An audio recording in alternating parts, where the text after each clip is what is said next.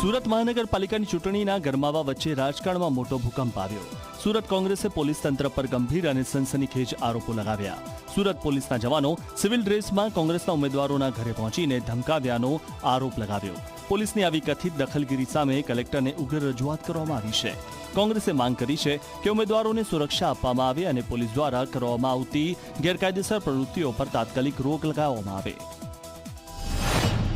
गई काले फॉर्म भरावानी प्रक्रिया चलती थी त्यारे आ अधिकारीओ सोनारा एसओजीना पीआई अने नकुम अने एना स्टाफना लोको आचार संहितानुं सदंतर उल्लंघन करी अने सादा ड्रेस में हथियार दंडा साथे लोकोनी वच्चे भारतीय जनता पार्टीना नेताओनी साथे गळे से गळा मिलावी हाथ हाथ मिलावी अने अहीं हाजर हता।